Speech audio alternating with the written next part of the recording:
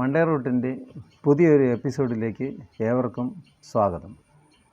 ഇന്ന് നമ്മൾ പ്രതിപാദിക്കുന്നത് പെയിൻറ്റിങ് സംബന്ധമായ ന്യൂനതകളും അവയ്ക്കുള്ള പരിഹാരങ്ങളും കഴിഞ്ഞ ദിവസങ്ങളിൽ പറഞ്ഞതിൻ്റെ ബാക്കി തുടർച്ചയായിട്ടുള്ള കാര്യങ്ങളാണ് പറയുന്നത്. എല്ലാ കാര്യവും ഒരു വീഡിയോയിൽ ഉൾപ്പെടുത്തുവാൻ സാധ്യമല്ല. അതുകൊണ്ട് കുറച്ചായിട്ട് നമ്മൾ അവതരിപ്പിക്കുകയാണ്.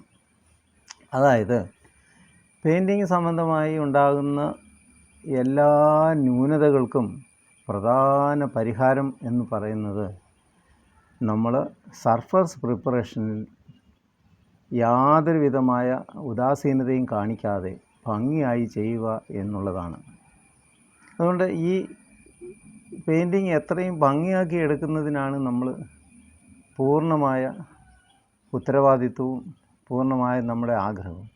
എന്ന് പറഞ്ഞാൽ ശരിക്കും പറഞ്ഞാൽ പെയിൻറ്റ് ചെയ്യുന്നത് തന്നെ ഒരു ആകർഷണത്തിന് വേണ്ടിയിട്ട് ഒരുക്കിയെടുക്കലാണ്.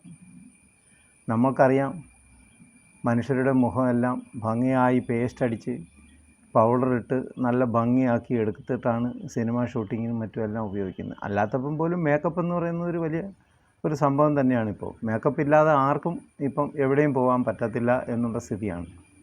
അപ്പം മേക്കപ്പ് എന്ന് പറഞ്ഞിരുന്നാൽ വീടിനുള്ള മേക്കപ്പാണ്, വീടിനുള്ള പെയിൻറ്റിങ്ങാണ് നമ്മൾ പറയുന്നത്. അതിനുള്ള പരിഹാരങ്ങൾ, അതിനുള്ള ന്യൂനതകളും അവയുടെ പരിഹാരങ്ങളുമാണ് നമ്മൾ പറയുന്നത്.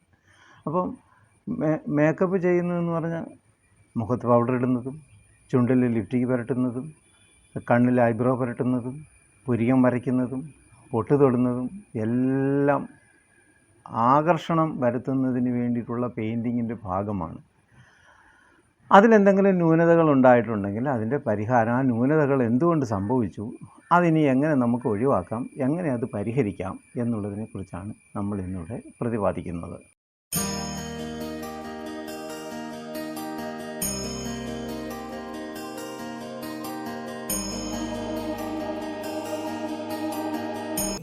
ബ്ലൂമിങ് അഥവാ മങ്ങിയിരിക്കുന്ന പ്രതലത്തിൽ അങ്ങിങ്ങായി മങ്ങൽ ഉണ്ടാകുന്നതാണ് ഇതിൻ്റെ ലക്ഷണം. ജലകണികകൾ പറ്റിയിരിക്കുന്ന പ്രതലം തുടച്ച് വൃത്തിയാക്കാതെ അതിന് മുകളിലൂടെ പെയിൻറ്റ് അപ്ലൈ ചെയ്യുമ്പോഴും അതിനാവശ്യമായ തിന്നർ, ശരിയായ രീതിയിലുള്ള തിന്നർ ഉപയോഗിച്ച് മിക്സ് ചെയ്യാതെ മറ്റേതെങ്കിലും തിന്നറുകളോ അല്ലെങ്കിൽ അധികമായ അളവിൽ വളരെ കൂടുതലായി വെള്ളം ഉപയോഗിച്ചും മിക്സ് ചെയ്ത് പ്രതലത്തിൽ അപ്ലൈ ചെയ്തിരുന്നാലും ഈ തരത്തിലുള്ള മങ്ങൽ അനുഭവപ്പെടും.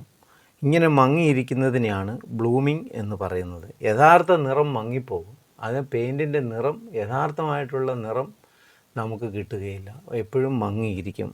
അതിന് പരിഹാരം എന്ന് പറയുന്നത് പ്രതലം പൂർണ്ണമായും ഉണങ്ങിയതാണെന്ന് ഉറപ്പുവരുത്തുകയും അന്തരീക്ഷത്തിൽ ഈർപ്പം തങ്ങി നിൽക്കുന്ന അവസരങ്ങളിൽ പെയിൻറ്റ് അപ്ലൈ ചെയ്യാതിരിക്കുകയും യഥാർത്ഥമായ ആ മാനുഫാക്ചറർ പറഞ്ഞിരിക്കുന്നത് അനുസരിച്ച്, അതിൽ നിർദ്ദേശിച്ചിരിക്കുന്നത് അനുസരിച്ചുള്ള തിന്നർ മാത്രമേ അതിൽ ചേർക്കാവൂ.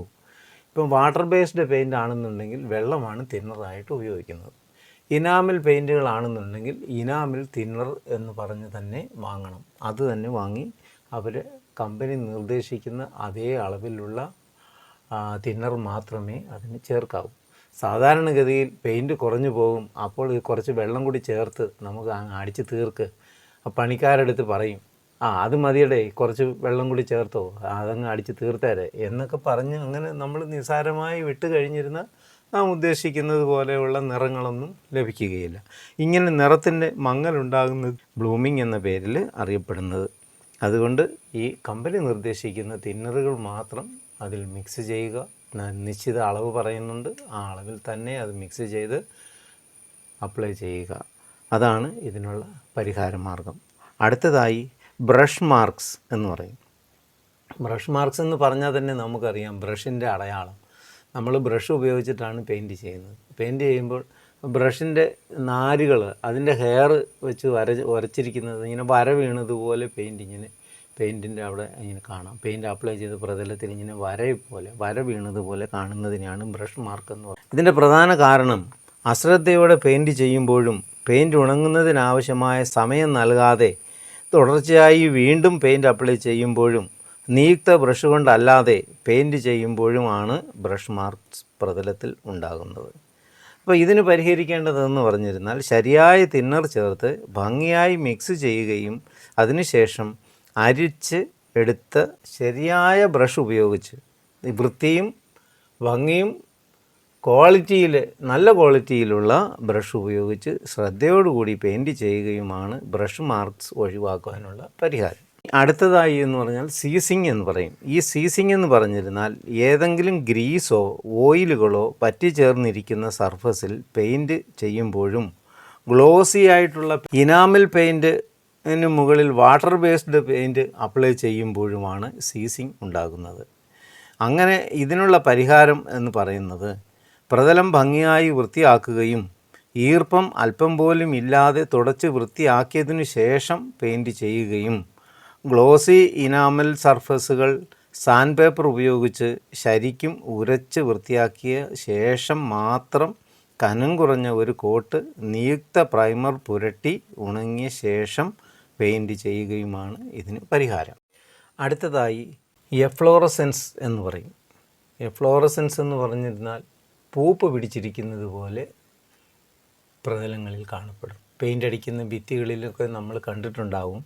അഴുക്ക് നിറഞ്ഞതും ഉപ്പിൻ്റെ അംശം ചേർന്നിരിക്കുന്നതും ഈർപ്പവും ഭിത്തികളിൽ അങ്ങിങ്ങായി വാർന്ന് ഒഴുകുന്ന അവസ്ഥയിൽ ഭിത്തിയിൽ പെയിൻറ്റ് അങ്ങനെയുള്ള അവസ്ഥയിൽ അവിടെ പെയിൻറ്റ് അപ്ലൈ ചെയ്യുകയാണെന്നുണ്ടെങ്കിൽ ചിലപ്പോൾ ചില കടകളിലൊക്കെ ഉപ്പ് വച്ചിരിക്കുന്ന സ്ഥലങ്ങളിൽ വീടുകളിലും ഉപ്പ് വച്ചിരിക്കുന്ന സ്ഥലങ്ങളിലെ ഭിത്തിയിലും ഒക്കെ എപ്പോഴും നനവാർന്ന് ഇങ്ങനെ കുഴഞ്ഞിരിക്കും. അങ്ങനെയുള്ള പ്രതലങ്ങളിലാണ് പെയിൻറ്റ് അപ്ലൈ ചെയ്തിരുന്നാൽ പൂപ്പ് പോലെ ഉണ്ടാവും.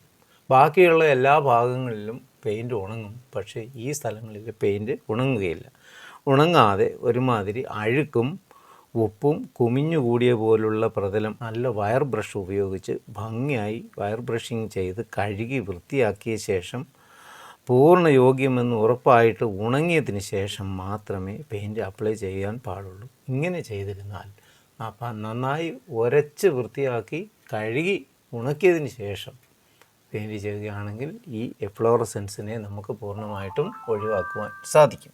അടുത്തതായി സിങ്കേജ് എന്ന് പറയുന്ന ഒരു ന്യൂനതയാണ്. സിങ്കേജ് എന്ന് പറഞ്ഞിരുന്നാൽ പ്രതലത്തിൻ്റെ അടിയിലേക്ക് പെയിൻറ്റ് താഴ്ന്നിറങ്ങി അങ്ങ് പോകും. പൊട്ടിപ്പൊളിഞ്ഞതും സുഷിരങ്ങളുള്ളതുമായ പ്രതലങ്ങളിൽ പെയിൻറ്റ് ചെയ്യുമ്പോൾ പെയിൻറ്റ് പ്രതലത്തിനുള്ളിലേക്ക് ഇറങ്ങിപ്പോകുന്നത് കാണാം. ഇതിനെയാണ് സിങ്കേജ് എന്ന് പറയുന്നത്. ഇത് പരിഹരിക്കുന്നതിന് വേണ്ടി ഇതിൻ്റെ പരിഹാരം സുഷിരങ്ങളും മറ്റു പൊട്ടലുകളും പുട്ടിയോ മറ്റ് സീലറുകളോ ഉപയോഗിച്ച് ഫില്ല് ചെയ്യുകയും നല്ല ഭംഗിയായി അടച്ച് എടുക്കുകയും പ്രതലം പൂർണ്ണമായും ലെവൽ ചെയ്ത ശേഷം മാത്രമേ പെയിൻറ്റ് അപ്ലൈ ചെയ്യാവൂ എന്നുള്ളതാണ്. അല്ലാതെ പൊട്ടിപ്പറഞ്ഞിരിക്കുന്ന പ്രതലങ്ങളിൽ ദ്രവിച്ചതും അടർന്നു പോയതും ഒക്കെ ആയിട്ടുള്ള ഭാഗങ്ങളിൽ ചിലപ്പോൾ അകത്തേക്ക് കുഴികളുണ്ടാകാം, ഹോളുകളുണ്ടാവാം. അങ്ങനെയൊക്കെയുള്ള പ്രതലങ്ങളിൽ ഡയറക്റ്റായിട്ട് പെയിൻറ്റ് അപ്ലൈ ചെയ്യുമ്പോൾ ഈ സിങ്കേജ് അല്ലെങ്കിൽ അടിയിലേക്ക് താഴ്ന്നു പോകൽ എന്ന് പറയുന്ന ഈ പ്രതിഭാസം ഉണ്ടാവും. അതിന് ചെയ്യേണ്ടതാണ് നമ്മൾ പുട്ടി ഉപയോഗിച്ചോ അല്ലെങ്കിൽ സീലർ. കഴിഞ്ഞ ദിവസം നമ്മൾ പറഞ്ഞിരുന്നു, സീലറിനെ കുറിച്ച് നമ്മൾ പറഞ്ഞിട്ടുണ്ട്. ആ സീലർ വാങ്ങി പൂർണ്ണമായി ഫില്ല് ചെയ്യുക. സീലറിന് പകരം പുട്ടി അപ്ലൈ ചെയ്യുമ്പോൾ അതിനോടൊപ്പം ഫെവിക്കോളിൻ്റെ SH എന്ന് പറയുന്ന ഗമ്മ് ചേർത്ത് നമ്മൾ മിക്സ് ചെയ്തെടുക്കുകയാണെങ്കിൽ അത് നല്ലൊരു ഫില്ലറായിട്ട് നമുക്ക് ഉപയോഗിക്കാൻ സാധിക്കും. അങ്ങനെ ഫില്ല് ചെയ്തെടുത്ത് നല്ല ഭംഗിയായി ഉണങ്ങിയെന്ന് ഉറപ്പ് വരുത്തി ഉരച്ച് മിനുസപ്പെടുത്തിയതിന് ശേഷം പൊടിപടലങ്ങളെല്ലാം തുടച്ച് വൃത്തിയാക്കിയ ശേഷം മാത്രമേ പെയിൻറ്റ് അപ്ലൈ ചെയ്യുവാൻ ശ്രമിക്കാവൂ. ഇപ്പോൾ എന്തെല്ലാം കാര്യങ്ങൾ നമ്മൾ പറഞ്ഞിരുന്നാലും എന്തെല്ലാം ന്യൂനതകൾ ഉണ്ടായിരുന്നാലും അതെല്ലാം പരിഹരിക്കുന്നതിനുള്ള ചെറിയ ചെറിയ മാർഗങ്ങളെക്കുറിച്ചാണ് നമ്മൾ പറഞ്ഞുകൊണ്ടിരിക്കുന്നത്.